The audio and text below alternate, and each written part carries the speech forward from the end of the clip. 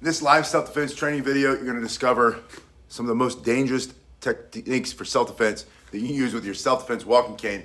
I have this out. I wanted to show you something from the very beginning, which is one of the advantages of using a simple walking cane for self-defense, and that is the advantage that you have on reach. So you can see this is a little bit longer than the average one of these, and you still have a lot of reach. So if he has one of these in his hand, and you have one of these in your hand, you have a lot of distance that you can strike. You can hit him, reach out, strike, turn off his operating system, take out a knee, take out a leg, smash that arm that might be holding one of these or something else for self-defense. So I wanted you to see that from the start. We're going to toss that away as you warm up using your walking cane for self-defense.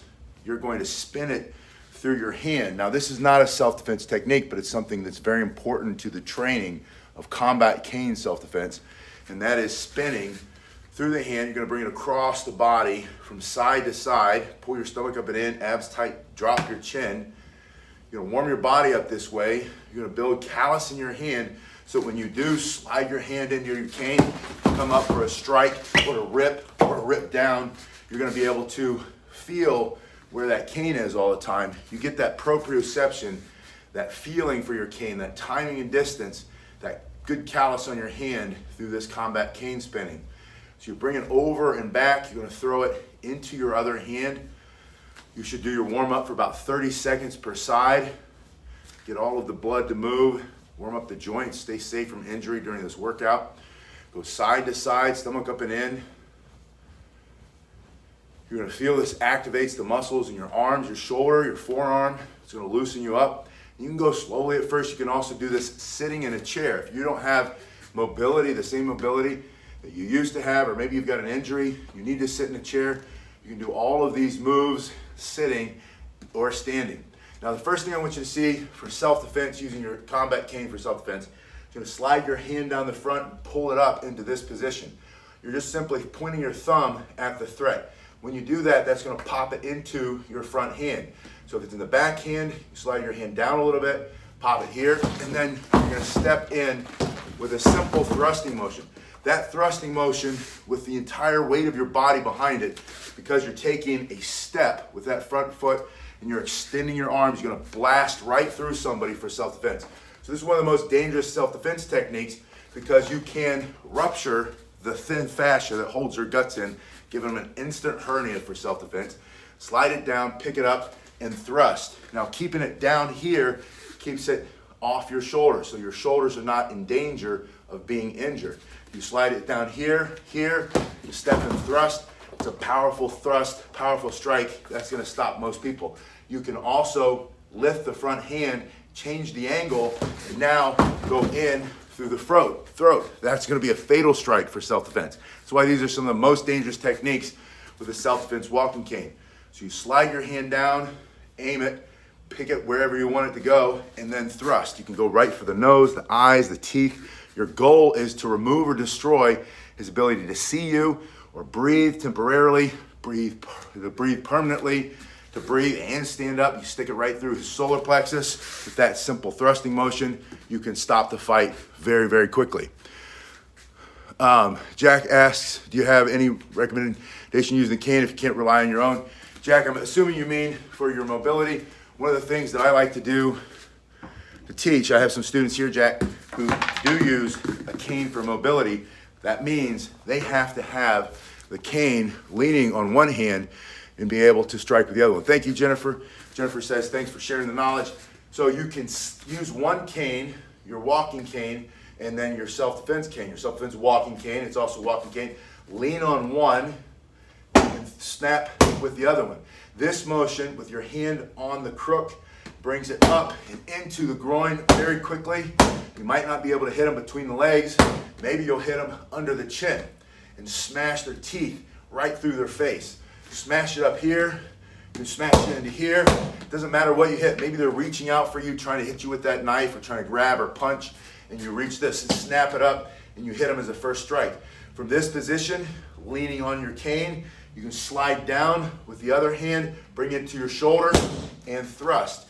From here, comes from your shoulder and you're turning and pushing your arm. Your arm pushes forward. Your elbow and your shoulder are not swinging this way. This is the incorrect way to swing a cane. The proper way is come from your shoulder and to push and slice through the slicing motion. That's a powerful strike that you'll be able to do with limited mobility. Bring it to your other shoulder and strike, practicing the other way. This is one of the most dangerous techniques using your self-defense walking cane because you can strike into the temple, you can break the skull, especially with one of these self-defense canes. If you want to see what the dimensions are, what they're made out of, it's that first link below. But that's, and I'm assuming that's what you meant, Jack, but if you had to use your cane for mobility, you can lean on it, pick it up. You can also push with one hand, turning your shoulders and hips, generating massive amounts of power going through the technique. Hello, Garen. You bring it up here and turning your shoulders and hips. The key is keeping your self-defense walking cane in a center line, moving from your body through his body for self-defense. Turning the shoulders and hips to generate power and not just pushing with your arm strength. If you're able to push, turning your shoulders and hips, you're gonna get more reach. That means you're gonna go through them farther. You're gonna hit them a lot harder. Hello, Patrick. So you're leaning here, you can pick it up, you can thrust. Again, you can slide it down here, coming from one shoulder to the other shoulder. If you choose to carry your cane in this position, which is opposite what most people do, this is ergonomically stronger, it's better for you. You can turn your cane around so the crook is out. That puts it in a better position, takes a lot of the strain and the pressure off your wrist. Now you can lean on one cane, pick it up. You can do that same snapping motion, same thrusting motion. You can also slide it up so that the crook is forward. And I'm gonna put this cane down for a second to show you one of the most dangerous techniques you can do with a self-defense walking cane is this beveled edge right here on this self-defense cane. This is not unique to, this is unique to most self-defense canes, but this Cane Masters cane, this brand, it's the first link below, they are known for this bevel and it makes it very, very effective. So if you're able to rake this piece of hard wood, this beveled edge, I think of it as a tooth, right, a talon. You rake that right through his face, pulling his nose off of his face, his eye out of the socket, stick that through his ear and ripping into the jaw, removing the jaw from his face, his teeth come out of his mouth, all for self-defense. This is all self-defense. So from this position, the crook is forward, one of the most dangerous self-defense techniques you can use with a walking cane, slide it up, reach, and rake. You can snap it up, the top of his shoulder, reach in here, get into the neck, get on the top of his head, and using your body weight, pull. Again, and you're gonna see, I'm turning my shoulders and hips. Thanks, Jack, thanks for stopping by. You're coming in and rip through. Go in, rip down. Go in and rip to the side. All of these ripping motions are some of the most dangerous techniques you can do, self-defense techniques with your self-defense walking cane, because this hard piece of wood isn't going anywhere. It's harder than the flesh on his body, on his muscle, and for self-defense, you're gonna be able to create a lot of damage to make him stop trying to hurt you. It's the whole point of self-defense. It's not street fighting, it's not picking a fight with somebody, it's not going out looking for a fight.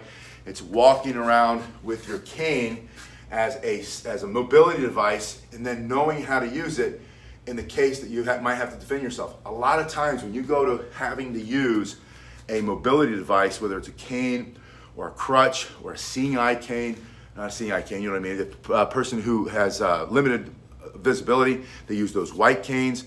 All those can be used for self-defense. When you start to carry it, your instinct is to think, well, now I'm gonna be a victim. People are gonna look at me as a victim, and it's true. They've asked criminals in jail, the penitentiary, you know, if you saw these two people, one has a cane, one doesn't, which one would you go after? They go after the guy with a cane because they don't seem as strong. Mostly, it's not because of the cane, it's because of the things that come with the cane, because there's insecurity, there's the discomfort in the body when you're walking. So if you learn how to use the cane as a self-defense tool, you can train out a lot of that insecurity.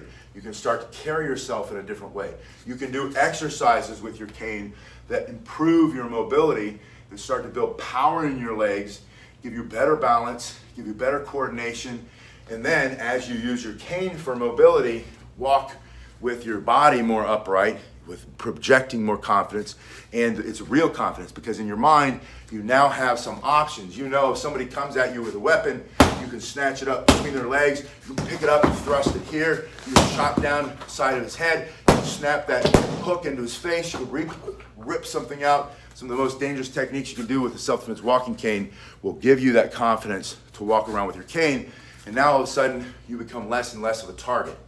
So from here, in this position, I want you to slide it up and then thrust. This is a different technique, but it's very dangerous because you're using this hard round edge, this one's oak. You can get this made in hickory. I prefer it in hickory. It's harder and it's a little heavier.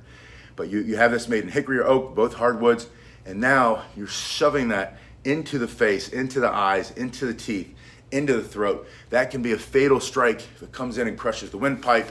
One of the most dangerous self-defense techniques with your walking cane is to slide it down and then pick it up and simply punch.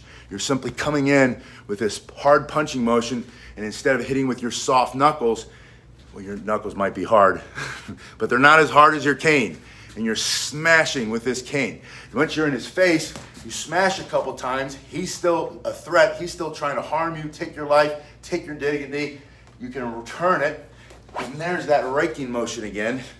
And you can employ this immediately into a debilitating stopping motion, meaning that you're stopping the threat, you're stopping him by ripping the eyes right out of his face for self-defense. So from here, sliding your hand down the back and then pick it up in a thrusting motion.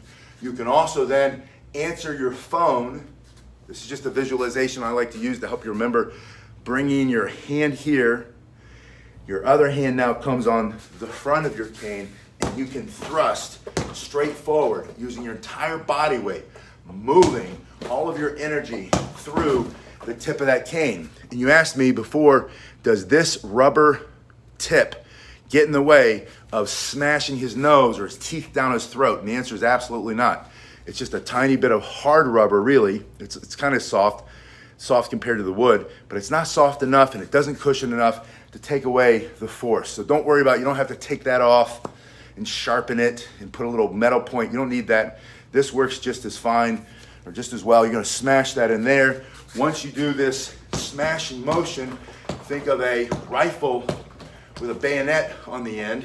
You can then bring this down on top like a hatchet, like a firefighter chopping through a door to come to your rescue.